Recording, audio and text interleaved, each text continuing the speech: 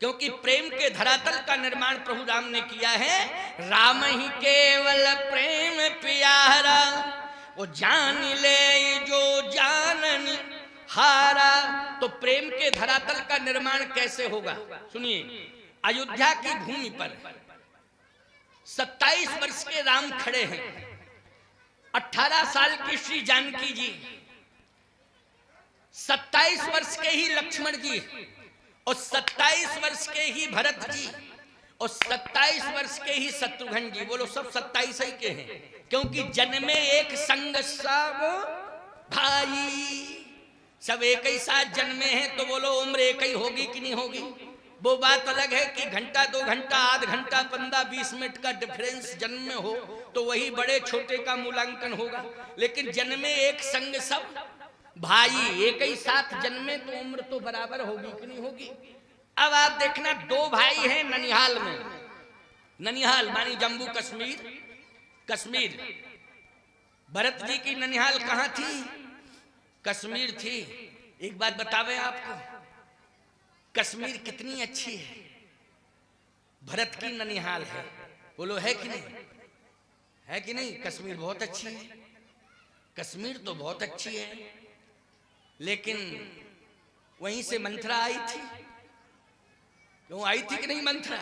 कहां से आई थी? कश्मीर से आई थी मंथरा। अयोध्या की नहीं थी, वो कश्मीर की थी। एक बार पत्रकार ने हमसे पूछा, महाराज ये मंथरा का बाद में क्या हुआ? इसकी कोई कथा नहीं मिलती कि बाद में ये गई कहां, ये गई कहां? हमने कहा कश्मीर चली गई, जहां से आई थी वहीं चली गई। अरे बोले महाराज वहां कैसे चली गई? कोई प्रमाण नहीं मिला। हमने कहा पहले थी मंथरा, अब महबूबा मुफ्ती बन के पैदा हो गई। क्यों भाई? जो विरोध करे, बोलो अयोध्या में रही मंथरा तो अयोध्या में विरोध किया, बोलो किया, अयोध्या का विरोध किया, और जाके आज वो महबूबा मुफ्ती कश्मीर का विरोध करती, बोलो करती कि नहीं? आए बाएं साए पता नहीं क्या बकती रहती है, समझ में नहीं आता है। लेकिन ध्यान से सुनना, बहुत अच्छी बात बता रहा हूं। प्रेम अयोध्या को मजबूत कर रहा है। ये विरोध की दीवार इतनी ऊंची खड़ी की जा रही है कि लगता है कि अयोध्या नष्ट हो जाएगी। लेकिन धन्य है भगवान राम। भगवान राम ने किस तरह से संतुलन बनाया, आप उसी प्रकार से संतुलन जिंदगी का बनाए। अपने अपने घर का, अपनी जिंदगी का, अपने घर का, परिवार का, गांव का, वैसे ही संतुलन बनाए। कैसे? महाराज श्री दशरथ कैकेयी की बात सुन के बेहोश होके गिर पड़े।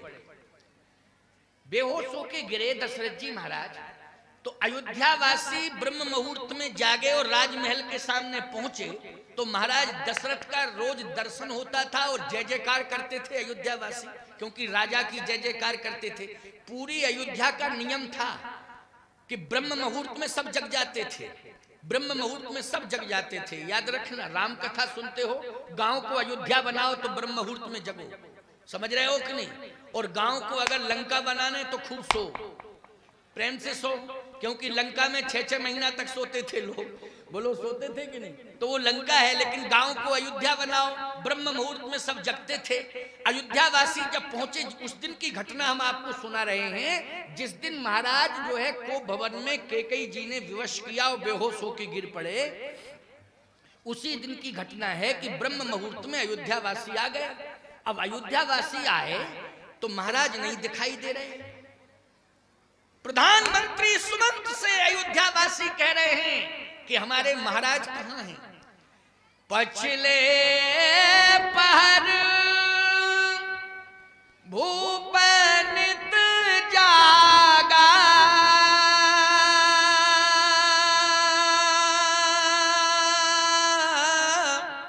ओ आज हमें बड़ा अचरज लागा। ब्रह्म मुहूर्त में जगने वाले महाराज आज अभी तक नहीं जगे। प्रधानमंत्री सुमंत, कारण बताओ क्या है? आज क्यों सोए इतनी देर तक? है? आज जो लोग जल्दी जग जाते हैं तो गांव में सन्नाटा छा जाता, कोई कारण है? यही कहते लोग कि नहीं कहते? पता नहीं कितनी बेवकूफी है। क्यों भैया, कोई जल्दी जग गया तो कोई कारण है, यही कहते कि नहीं? मतलब जगने का नियम है, लेकिन लोग कहते हैं निश्चित कोई कारण है। और यदि 9 बजे सो के उठो 10 बजे तो क्या कहते हैं लोग, यार जिंदगी तो तेरी ही है, क्या बताऊं, ना चिंता ना फिक्र, मस्त होके सोता है, तेरे जैसी जिंदगी गांव में किसी की नहीं। बोलो यही कंडीशन है कि नहीं? ये मूर्खता की पराकाष्ठा हो गई। खबरदार, कोई विशेष परिस्थिति आ जाए तो विलंब से सो, विलंब से जगो। कोई विशेष परिस्थिति आ जाए, लेकिन नियम मत बनाओ कि हम रोज ही विलंब से सोएंगे और रोज ही विलंब से जगेंगे। ये नियम नहीं है, ये अपवाद है। अपवाद को कभी नियम नहीं मानना चाहिए, नियम को अपवाद नहीं। खबरदार, ब्रह्म मुहूर्त में जगने वाले महाराज श्री दशरथ आज जगे क्यों नहीं? कारण क्या है? बोले पछले पहर भूपनित जागा, हमें बड़े अचरज लागा। आज आश्चर्य हो रहा है कि कारण क्या महाराज नहीं जगे। सुमंत जी ने कहा कि हम भी नहीं समझ पा रहे, पता लगा रहे। तुलसीदास जी बोले जब रात भर सोए ही नहीं तो जगे क्या? जब सोए ही नहीं है तो जगने की बात छोड़ो, ये तुलसीदास जी बोल रहे। लेकिन सुमंत जी कहते हैं कि हम पता लगाते हैं। सुमंत जी गए तो महाराज राजमहल में जहां विश्राम करते थे, जो महाराज का विश्राम कक्ष था वो खाली पड़ा था, वो खाली था साहब। अच्छा, भ्रम क्या हुआ? कौशल्या जी को ये भ्रम हुआ कि केकई के भवन में है। सुमित्रा जी को ये भ्रम हुआ कि महाराज कौशल्या दीदी के भवन में। समझ रहे हैं कि नहीं? हाँ, 2-2 3-3 विवाह का यही चक्कर रहता है, समझ लो आप। लेकिन वो तो ये कहेंगे हम कि वेदो दशरथो नृपा। महाराज श्री दशरथ ने कोई शौक से 3 विवाह नहीं किए थे। महाराज दशरथ वेद हैं और वेद 3 मार्गों का वर्णन करता है, ज्ञान मार्ग का, उपासना मार्ग का और कर्म मार्ग का। इसलिए वेद रूपी दशरथ ने 3 मार्गों का वर्णन किया है, कर्म रूपी केकई, उपासना रूपी सुमित्रा और ज्ञान रूपी कौशल्या। सीधी सी बात, अर्थ आ गया समझ में कि नहीं? हाँ, अब आ गया ऐसे। हाँ, नहीं तो तुम भी कहते कि महाराज ने 3 किए तो हम तो करेंगे 6 विवाह। जब महाराज दशरथ ने 3 किए तो हम तो 6 करेंगे। गलत। तुम पहले दशरथ बन जाओ और समझ लेना इस बात को, पहले दशरथ बनने की कोशिश करो। महाराज श्री दशरथ जैसा संयमी तपस्वी कौन हो सकता है दुनिया में? कौन हो सकता है इतना महान कि भगवान राम ने, जिनको परम पिता ने पिता के रूप में स्वीकार किया है, वो साधारण हो सकते हैं क्या? इसलिए सावधानी से सुनना। मैंने बता दिया दशरथ साक्षात वेद है। वो वेद 3 मार्गों का वर्णन करता है और ये 3 रानियां ही 3 मार्ग हैं जिनका वर्णन वेद ने, वेद रूपी दशरथ ने किया है। इसलिए आओ ध्यान से सुनो, अब आगे की बात सुनो। प्रधानमंत्री सुमंत्र ने देखा वो भवन खाली जिसमें विश्राम करते थे। अब आश्चर्यचकित हो गए कि महाराज गए, आखिर कहां गए, कहां गए? ये महाराज गायब कैसे हो गए? एक बात बताएं आपको, जब मनु के रूप में थे तब भी गायब हो गए थे। जब ये मनु के रूप में थे तब भी गायब हो गए थे। होए न विषय विराग, भवन बसत भा चौथ पंग, हृदय बहुत दुख लाग, जन्म गए उहरी भगति बिन बरबस राज सुत नृप दीना, और नारी समेत गवन बन कीना। लेकिन उस समय गायब हुए थे, राजपाट छोड़ के पत्नी को लेके गए थे। बोलो गए थे कि नहीं? लेकिन यहाँ राजा दशरथ वही मनु दशरथ हैं, लेकिन गायब हो गए। बोले कहाँ गए? पता लगा कि ना तो केकई हैं, कौशल्या जी तो हैं, सुमित्रा जी तो हैं, लेकिन केकई जी नहीं है। तो फिर सुमंत जी ने अंदाज लगाया कि ओह, बरबस राज सुतेंद्र दीना, नारी समेत गवन मन कीना। लेकिन राज तो नहीं दिया, लेकिन नारी के साथ बन तो नहीं चले गए कहीं, केकई को लेकर के कहीं बन तो नहीं चले गए, लेकिन राज नहीं दिया। मैं आपको क्या बताऊं, केकई के साथ काहे को बन गए? यहाँ बेटे को, मनु जी बेटे को राज दे के बन गए थे, लेकिन आज केकई ऐसा कह रही है कि बेटे को ही बन भेज दो। क्यों भाई, बेटे को कहां भेज दो? बन भेज दो, ये केकई मांग कर रही है। तो पता लगाया कि कोप भवन में है, कोप भवन। ये पता किसने दिया? मंथरा ने। मंथरा ने, क्योंकि मंथरा ही को पता था, कौशल्या जी को, सुमित्रा जी को पता ही नहीं था, लेकिन किसको पता था? मंथरा को। क्यों? आपको कौशल्या को पता क्यों नहीं था? सुमित्रा को पता क्यों नहीं था? इसलिए कि घटना है संध्या काल की, संध्या समय की। सांझ समय सानंद नृप गए के कई गे। तो कौशल्या जी ने, सुमित्रा जी ने दिया, देखो कि महाराज प्रसन्न होकर केकई के भवन में जा रहे हैं, चलो इनकी प्रसन्नता में हमारी प्रसन्नता। समझ में बात आई कि नहीं? महाराज की प्रसन्नता में हमारी प्रसन्नता है। सांझ समय सानंद नृप गए के कई गे, प्रसन्न होके केकई के भवन में जा रहे। तो कौशल्या सुमित्रा यही कह रही हैं, महाराज की प्रसन्नता में हमारी प्रसन्नता है, चलो बढ़िया है, महाराज जा रहे हैं, प्रणाम। लेकिन क्या बतावें आपको, पहुंचे तो मंथरा बैठी थी चौखट पे, अंदर देखा तो भवन खाली। दशरथ जी ने कहा, मंथरा महारानी केकई कहां है?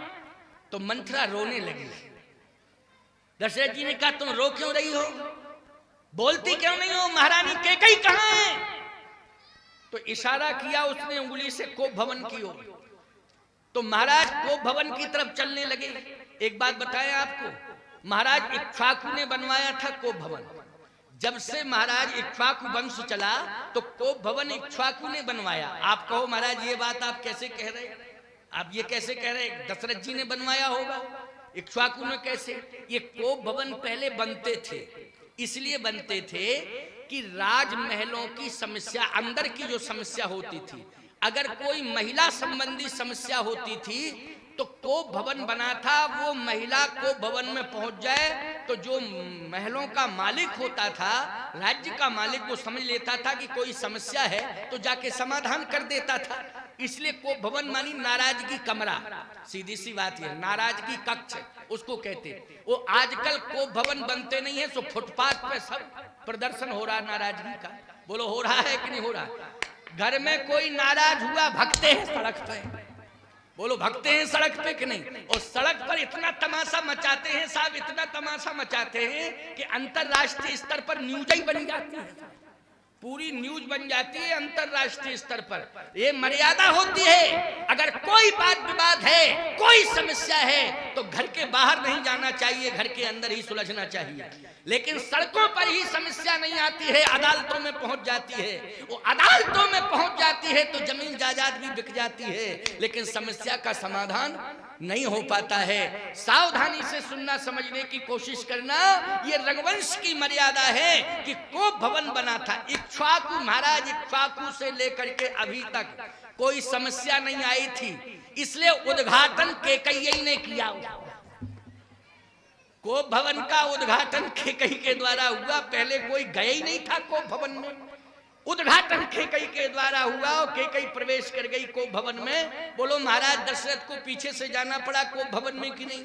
लोगों ने हमसे कहा महाराज दिल्ली में इतनी बड़ी दिल्ली है, इतनी बड़ी दिल्ली में बड़े बड़े 5 स्टार होटल बने, बड़ी बड़ी हवेलियां बनी महाराज, लेकिन रामायण के मानने वाले, पढ़ने वाले लोग भी हैं, लेकिन किसी ने कोप भवन नहीं बनवाया। आर्किटेक्ट कोई हिंदुस्तान में ऐसा नहीं हुआ जिसने कोप भवन का थोड़ा ड्राइंग दे दिया हो कि कोप भवन बनना चाहिए इस पॉइंट पर। आज तक किसी ने कोप भवन नहीं बनवाया। ये उस समय रामायण काल में कोप भवन, उस समय महाराज इक्ष्वाकु के समय, उस समय त्रेता में कोप भवन। कोप भवन की परंपरा, तो आजकल कोप भवन क्यों नहीं बनते? हमने कहा पहले ये कभी कभी नाराज होती थी तो अलग से कोप भवन बनते थे। अब ऑलरेडी 24 घंटे टेम्परेचर हाई, पूरा मकान ही कोप भवन है, तो अलग से कोप भवन बनवाने की क्या जरूरत है? बोलो भाई, जब पूरा मकान ही कोप भवन बन के तैयार हो गया है तो अलग से कोप भवन बनवाने की क्या आवश्यकता है? सावधान, घर को कोप भवन मत बनाओ। रामायण पढ़ते पढ़ते पढ़ते पढ़ते घर को मानस भवन बना दो प्यारे। मानस भवन घर बन जाना चाहिए, कोप भवन नहीं। रामायण जिस घर में रोज पढ़ी जाएगी वो मानस भवन बनेगा कि नहीं बनेगा? मानस भवन बनाने की जरूरत है। और रामचरित मानस भवन बनाओ अपने घर को, राम का चरित्र जिसमें निवास करे, आप सब उस चरित्र का अनुसरण करें। ये रामायण की कथा है। तो दशरथ जी महाराज कोप भवन में थे। सुमंत जी ने कहा ये तो बहुत गड़बड़ हो गया, महाराज कोप भवन में और महारानी केकई भी कोप भवन में। मंथरा बोली हाँ हाँ, सुमंत जी ने जब जाके देखा, ईमानदारी से बताओ महाराज श्री दशरथ अर्धमूर्छित अवस्था में, और कह क्या रहे थे, राम राम राम, एक ही शब्द निकल रहा था, राम तुम कहां हो, राम राम। सुमंत जी समझ गए कि राम को याद कर रहे हैं। किसको याद कर रहे हैं महाराज? राम को। वापस लौट आए सुमंत जी, राम जी के पास गए, राम जी के पास। अच्छा, भगवान राम तो ब्रह्म मुहूर्त में जाग ही जाते थे, प्रातः काल उठ के रघुनाथा मात पिता गुरु नावे माथा, प्रातः काल ब्रह्म मुहूर्त में जग ही जाते थे। तो भगवान राम बैठे तो सुमंत जी ने कहा, राम तुम भी अफसोस में बैठे हो? कहे अफसोस में इसलिए बैठे कि आज मैंने दो माताओं को तो प्रणाम कर लिया, लेकिन आज माँ कैकेयी और पिताश्री को प्रणाम नहीं कर पाया, क्योंकि वो मिले ही नहीं। अब मैं प्रणाम किसे करूं? मैं भी सोच रहा हूं प्रधानमंत्री सुमंत जी के मेरे माता पिता गए कहां। तो सुमंत जी ने कहा कि राम बड़ी विडंबना है आज। क्या विडंबना है? क्या? कहे तुम्हारे पिताजी बहुत बड़े संकट में फंसे हुए। कहां है? कहां है संकट में? ये मंगल भवन है अमंगलहारी, त्रिभुवन सुदशरथ अजिर बिहारी। ये तो मंगल का भवन है, यहाँ अमंगल कहां से आ गया? कहे मैं अभी देख के आया हूं, को भवन में पड़े हैं और एक ही शब्द बोले, राम राम राम तुम कहां हो, राम राम। बस एक ही राम राम, केवल राम कह रहे हैं। इसलिए सुमंत जी ने कहा, राम जाके संभालो, जाके संभालो, आखिर कारण क्या है? भगवान श्री राम जैसे ही सुमंत जी के बताने के अनुसार को भवन में प्रवेश करते हैं तो माँ कैकेयी बैठी हैं, माता कैकेयी बैठी हैं, और महाराज श्री दशरथ केवल एक ही शब्द राम राम राम। भगवान राम जैसे पहुंचे और अपनी भुजाओं को आगे बढ़ाया और पिताश्री की भुजाओं को पकड़ा और उठाया। कहा, पिताजी जिस राम को याद कर रहे हो वो राम आ गया, जिस राम को याद कर रहे हो वो राम आ गया। आंख खुली महाराज दशरथ की, जैसे ही राम की छवि देखी तो कहते हैं, राम जी पिताजी कारण क्या है, क्यों दुखी हो? तो महाराज के मुख से शब्द नहीं निकल रहे, राम के अलावा कुछ नहीं। देखो, व्यक्ति जब अति व्यथित होता है ना, जब ज्यादा संकट में फंस जाता है और भक्त हृदय का होता है तो सारे शब्द गायब हो जाते हैं, केवल राम शब्द निकलता है। जो भक्त होता है, क्यों भाई, जो भक्त होता है उसके मुख से क्या निकलता है? केवल राम शब्द निकलता है, राम। तो दशरथ जी यही कह रहे, राम राम राम। भगवान राम ने कैकेयी माँ से पूछा कि माताजी पिताजी इतने दुखी क्यों हैं? मोहि कहु मातु तात दुख कारण, ओ करिए जतन जहि होय निवारण, करिए जतन जहि होय निवारण। हे मां, पिताजी के दुख का कारण क्या है आप बताएं, मैं निवारण करूंगा, मैं पिताजी का दुख दूर करूंगा।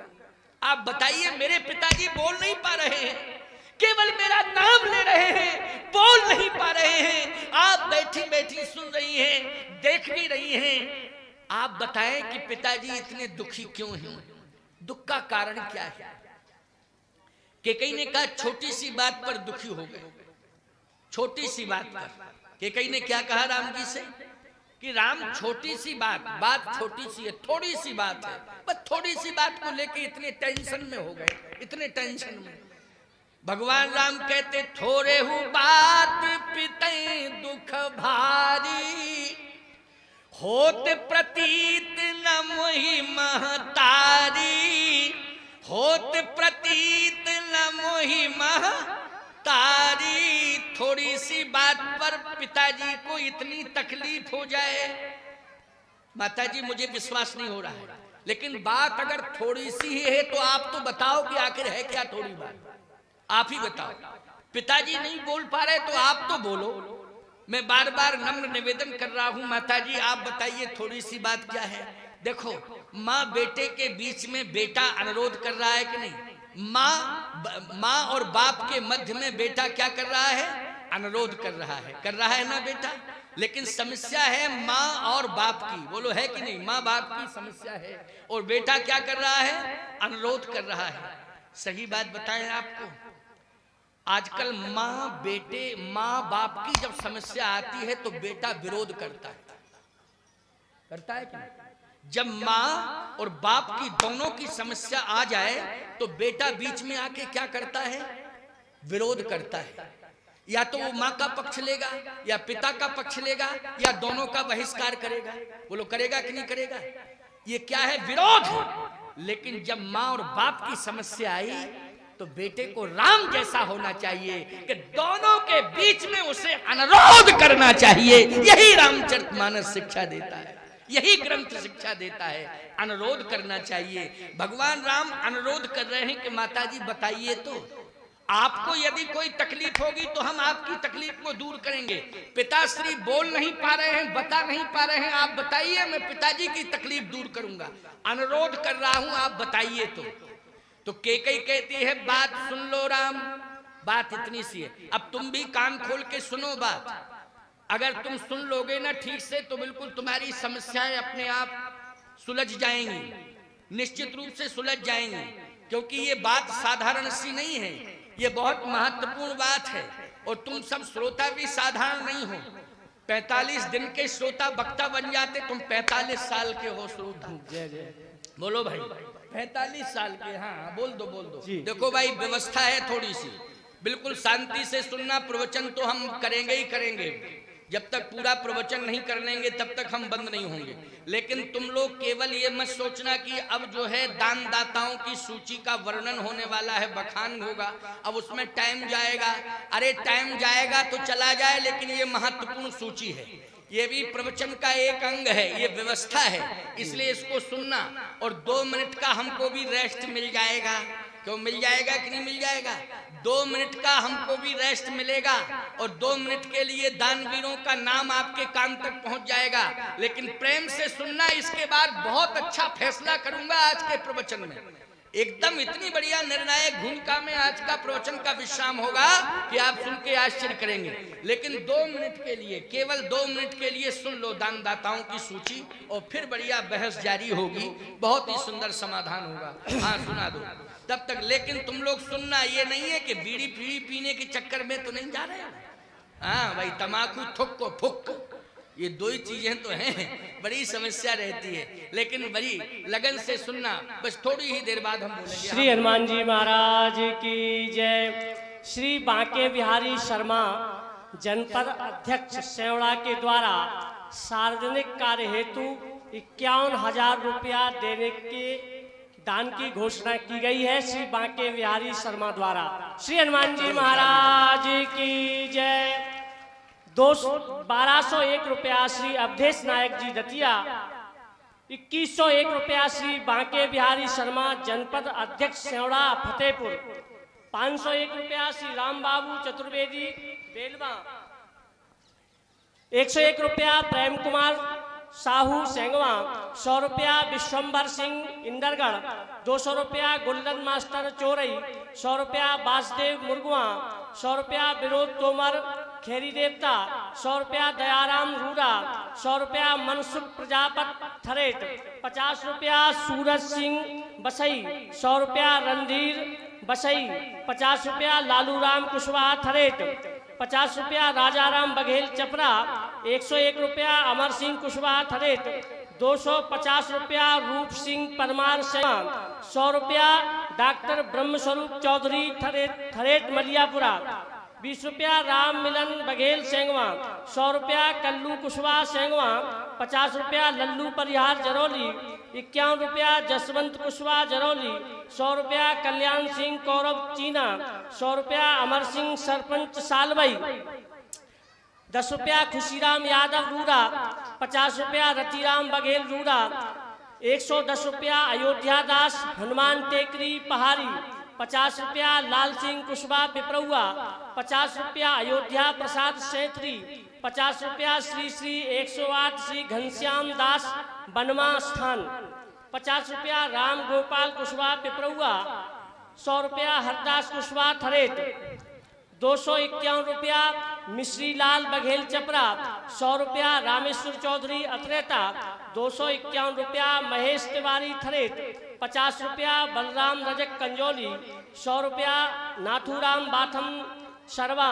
100 रुपया चेतराम बाथम ग्वालियर। 100 रुपया महेश रायकबार रजरापुरा आलमपुर। 105 रुपया माधव भर्रौली। 100 रुपया बच्चालाल साहू सिरौल। 50 रुपया तुलसीराम बघेल रूरा। 101 रुपया कृपाराम माते थरेट। 100 रुपया राम स्वरूप शर्मा थरेट। 251 रुपया शोभाराम साहू सेंगवा। 200 रुपया सुरेंद्र मिश्रा सेंगवा। 50 रुपया खुशीराम करण बरा। 50 रुपया शिवचरण चौबे जी बरा। 100 रुपया प्रभुदयाल गोनन। 151 रुपया भैयालाल कथारिया थरेट। 100 रुपया कल्याण सिंह रजक सेंगवा। 100 रुपया बैजू बाबा सेंगवा सर्व विशेषज्ञ। गणपत कुशवाहा सेंगवा। 100 रुपया गजई कुशवाहा सेमई। 51 रुपया श्यामलाल कुशवाहा सेंगवा। 111 रुपया पूरन रजक सेंगवा। 21 रुपया विकास शर्मा सैत्री। 50 रुपया लंगर करण सेंगवा। 50 रुपया हरिराम रजक सेंगवा। 100 रुपया बीरेंद्र सिंह जाट खैरी चाचू। 50 रुपया मेहरबान बघेल परसोंडा। 100 रुपया परमानंद राठौर थरेट। 50 रुपया बालमुकुंद गुप्ता थरेट। 30 रुपया ब्रजनंदन थरेट। 50 रुपया माथूलाल बरेठा सेंगवा। 50 रुपया ब्रजलाल रजक सेंगवा। 100 रुपया पंडित श्री दयानंद शर्मा जी पटवारी थरेट। 100 रुपया श्री वेदराम बघेल सेंगवा। 50 रुपया श्री कोमल सिंह यादव नेटुआपुरा। 50 रुपया 100 रुपया श्री रामदास कुशवाहा पूर्व सेक्रेटरी सेंगवा। 200 रुपया श्री चैनू रजक सेंगवा। 100 रुपया श्री रघुराज सिंह यादव काशीपुर। 100 रुपया श्री जयेंद्र सिंह। 100 रुपया पंडित श्री रामेश्वर दयाल नायक थरेट। 100 रुपया पंडित श्री रामजी लाल थरेट। 50 रुपया जुगलेश रजक सेंगवा। 20 रुपया अनमोल वंशकार सेंगवा। 100 रुपया राघव पचौरी दभेरा। 100 रुपया मूंगाराम केवट सेंगवा। 101 रुपया राजेंद्र सिंह परमार सेंगवा। 10 रुपया बैकुंठी भरौली। ये हनुमान जी के चरणों में राशि समर्पित की है। एक शुभ सूचना हमारे आपके बीच में इस मंच का जिनके विधायक काल में इस मंच का निर्माण हुआ था, ऐसे यशस्वी पूर्व विधायक श्री प्रदीप अग्रवाल जी हमारे आपके बीच में आए हुए हैं। और आज का प्रसाद केंद्र सिंह परिहार के द्वारा आया हुआ है। सभी लोग प्रसाद लेकर के ही जाएंगे और कल की प्रसाद की व्यवस्था माझी समाज के द्वारा की जाएगी। श्री हनुमान जी महाराज की जय। श्री राम जय राम जय जय राम। श्री राम श्री राम जय राम जय जय राम। श्री राम जय राम जय जय राम। मोहि कहु मातु